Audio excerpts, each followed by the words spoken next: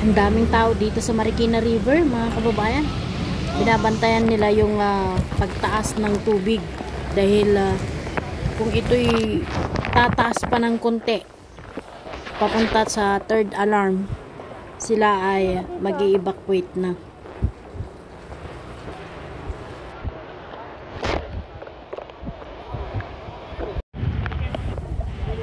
Ito na yung kalsada, mga kababayan, hindi na madaanan ng mga motorista.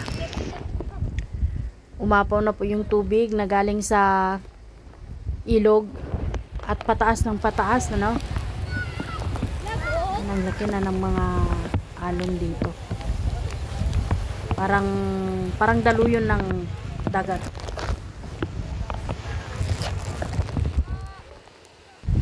Ito yung daanan ng LRT2. Tapos yung maliwanag na yan, yan po yung SM. Tapos yung nakikita nyo doon na may dumadaan na mga sasakyan, yan po yung Marcos Bridge. Tapos yung pinakailalim, ito yung kalsada na kung saan dumadaan po yung mga motorista. Ipinagbawal na po ang dadaan dito kasi umapaw na. Malulunod na po yung mga motor pag dumaan dyan. Tubig na gano. Bumurting na dito. Parang dagat, no? Dapat na.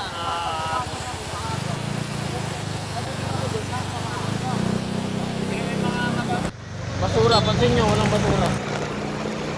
Shoutout po thanks loads yan. Good chief, maraming salamat.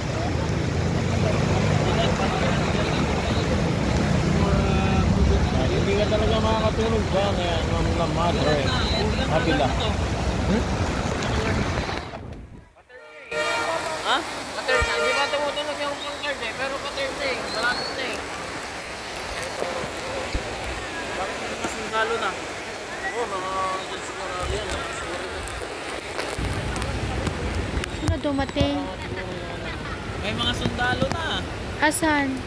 Lubog na Tent Village. Ay, oo nga. Uy, dumating na sundalo na.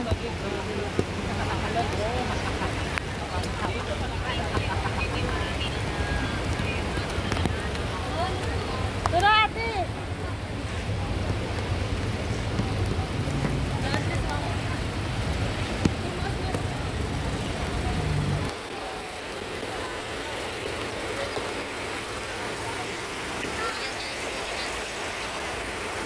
So ito mga kababayan, pinagkakaguluhan ngayon itong patas na tubig dito. Yung mga iba ay residente po dito ng Marikina, kung saan ay binabantayan po nila, inoobserbahan yung tubig na kung sakaling patuloy po ito natataas, sila po ay lilikas doon sa mas mataas na lugar. Grabe ang lakas ng tubig. Puro maragasa.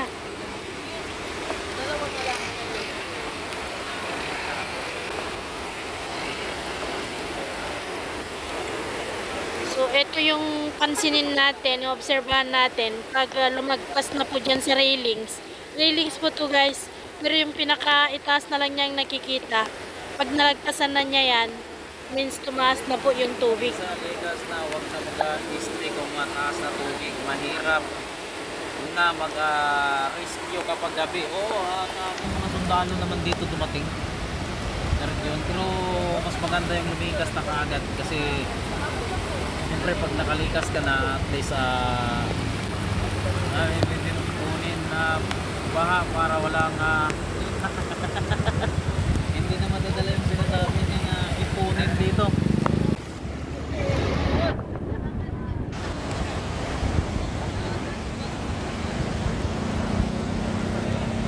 Natin na pumasok ang tubig dito sa evacuation. Oo nga matalinaw pa si Diwata sa kanila. Pinakatapat ng LRT line 2, hindi na nakikita yung railings. Loob ng building ng QBC. Ano?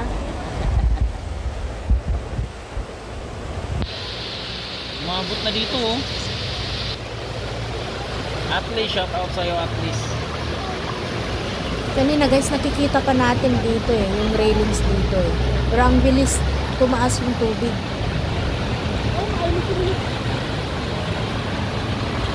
Ang taas na to. Ay, nawawala na yung iba oh. Ayan oh. Nawawala na oh. Sir Mike. Okay, lapit na sa tulay.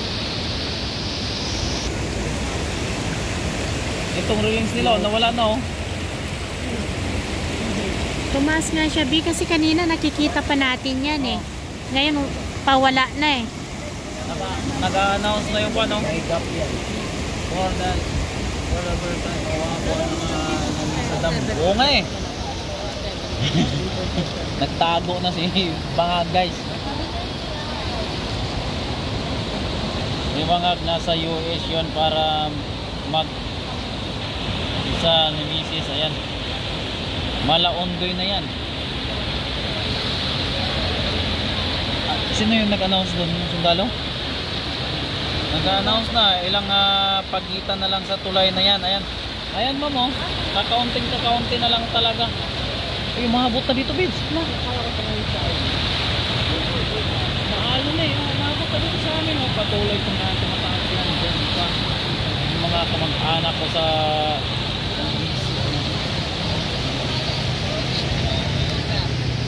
Tuyot, oo. Ito, pwede na nyo kukunin pa kasi tinan mo yung taga Marikina, naglabasan na. Good evening, Ate Melby. Good evening naman sa inyo dyan. Ano ako naglabasan na nyo? Diba? Apo ng San Mateo Bridge. Ayan, umapaw na daw San Mateo Bridge. Anong level na yan? Level 3 na ata. Gawa ng 18 na siya. Nabantayan ko yung no parking. Pag mamaya di ko na makita yung railings niya na puti, means ano na, wala, konti na lang, lubog na Pilipinas. Oo, konti na lang talaga yung tubig sa SM. Pumasok na, ayun, nako, kaya pala maaga-aga nagsasarado yung isip. LRT. Yung MRT guys, oh. LRT line 2. Ay, LRT line 2, ayan. Arjan, ayan na, Arjan, ayan. Magdamag kayo dyan, ayan, hindi naman. Ay, umiyak.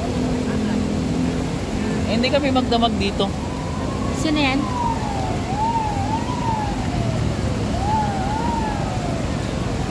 Ano yan? Akala ko umiyak. Ganun pala yung ano na. Lagi yung bumbero. Bumbero. Wala, hindi na tumadala sa sunog ngayon. Akala ko umiyak. Malis na siya. Dyan. Dito ka banda. Nandito nga ako, layo. Malaglag ka dyan. Sana hindi na umulan para hindi na tataas ang tubig. Oo nga eh. Kalsada na yan. Puro tubig na. Oo. Brother, gaba sa siguro dyan eh. Eh ito, grabe na to. Nag-alon-alon na oh. Ate Milby, hindi na ako na kapag ay dahil ang share namin lubog na sa baha. Naghahanap pa lang ako ng shopping mall ata doon mga bawas. Ayan.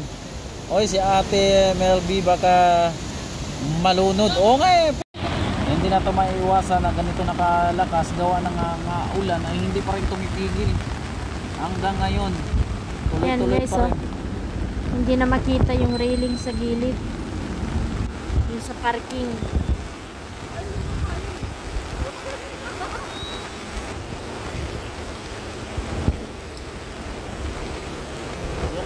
Duterte nakaupo ngayon.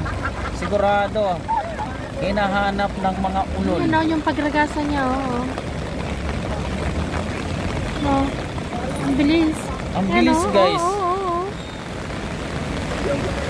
Parang daluyon. No. Oo, kailangan natin yan mabuchi at takbo tayo doon sa tulay.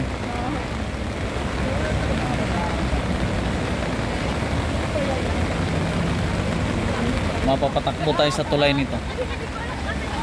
Kasi hindi natin kailangan mananatili dito pag sakaling lalo pang tumataas kagaya nito. Bundok, halos buong Rizal ginagawang mga exclusive subdivision ng mga mamamayan dyan, kaya binabaha ng kaya andyan inipon, ayan.